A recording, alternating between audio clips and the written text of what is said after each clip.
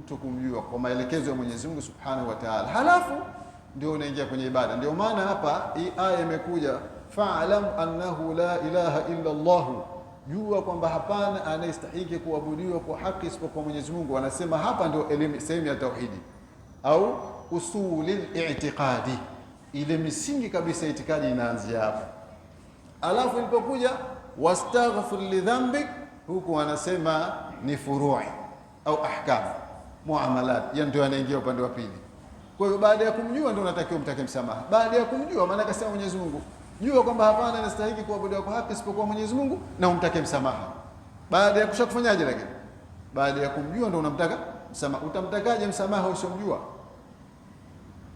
Haiwezekani. Sasa ndio hivyo hivyo tunavyotakiwa mtu kwanza amjue Mola wake, alafu ndio aendelee na muamala wake wa ibada.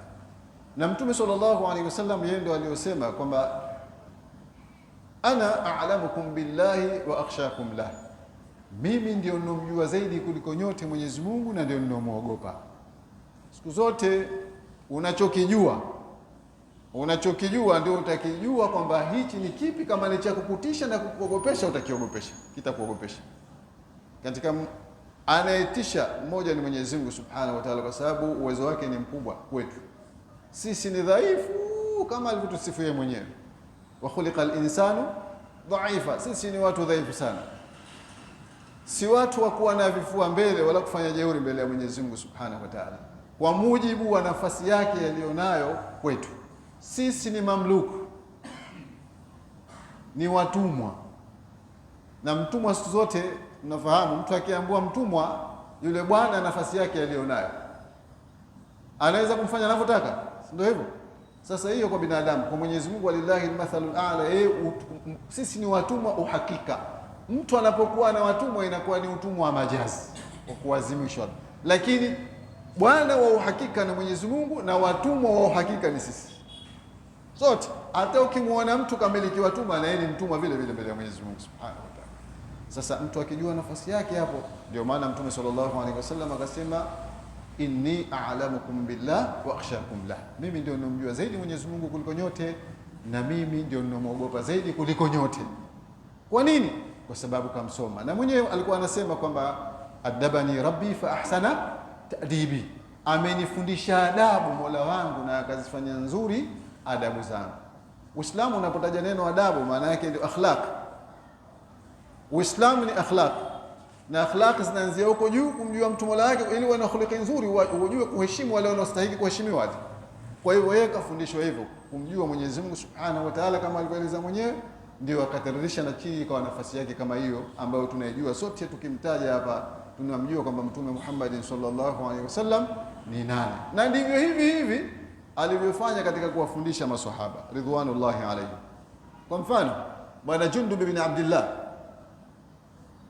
bwana Jundub ibn Abdullah ni sahaba katika masahaba wadogo kabisa wakiwa mbele ya Mtume sallallahu alaihi wasallam wakati wa zama zake.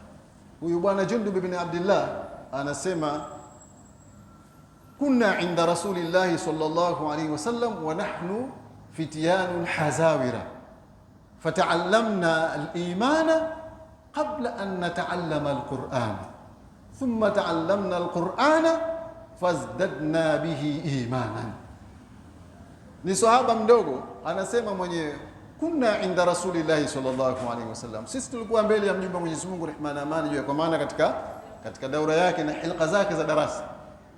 Fata'allamna al-iman wa nahnu fityanun hazawira, tulikuwa mbele ya Mtume sallallahu alaihi wasallam, wa nahnu fityanun hazawira, na sisi tukiwa ni vijana ambao tunaanza kukaribia kuingia baligh.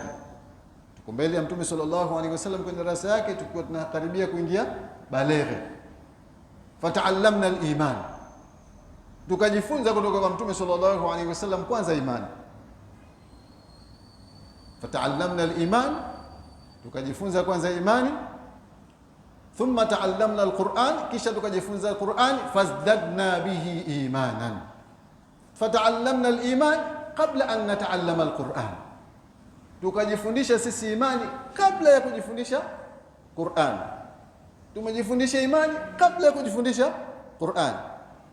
Thumma ta'allamna al-Qur'an, kisha tukajifundisha Qur'ana. Fazdadna bihi imanan, imani zetu zikaongezeka. Kumbe hapa tazama picha yake aliyotuambia. Anatuambia akiwa kijana mdogo kwanza alifundishwa na Mtume sallallahu alaihi wasallam imani. Kabla hajafundishwa Qur'an. Ukitizama Qur'ani kwenye nafasi yake kwenye sheria ni ipi? Qur'ani kwenye nafasi yake kwenye sheria sehemu kubwa ni fardhu kifaya. Isipokuwa surati al-Fatiha. Kwa sababu haiwezekani mtu kusali bila surati al-Fatiha. Surati al-Fatiha ni fardhu ain. Ni nguzo kwa sababu katika nguzo ya swala. Lakini sura nyingine zilizobakia zote si nguzo. Tunaambiwa baada ya surati al-Fatiha ndio nguzo, utasoma na sura nyingine. Kwa mfano